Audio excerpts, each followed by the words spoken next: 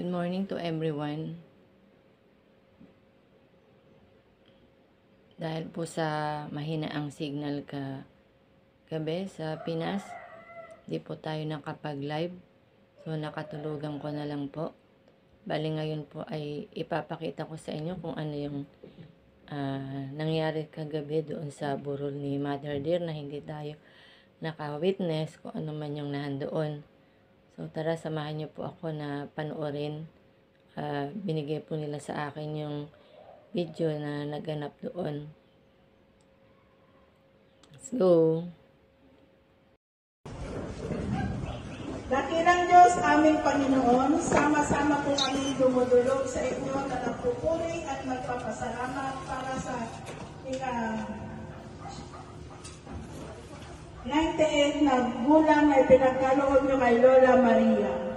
Salamat po sa lahat ng biyaya at pagpapala na ipinagkaloob niyo sa kanya. Salamat po dahil hindi niyo siya pinabayaan noong siya ay nabubuhay pa.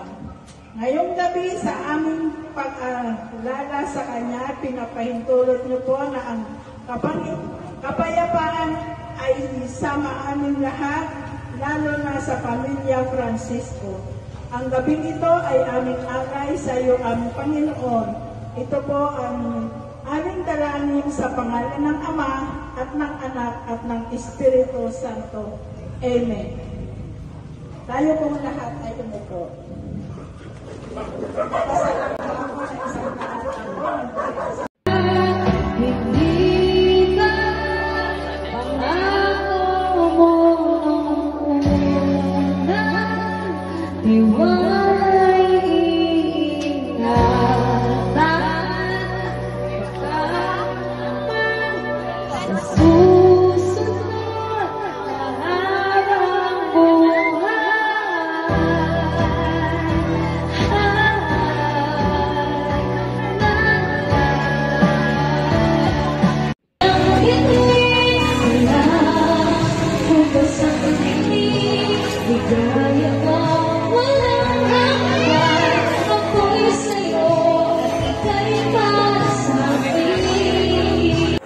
Ayan po guys, na tunghayan po natin yung kaganapan sa Pilipinas. So maraming salamat po sa inyo.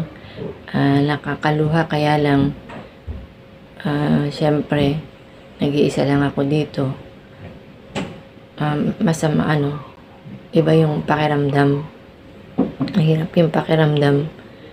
Yun nga lang pong paghingi ko ng video parang napakahirap dahil mga busy sila doon. Gusto kong makita na sila laging nandoon, ako hindi ko makita.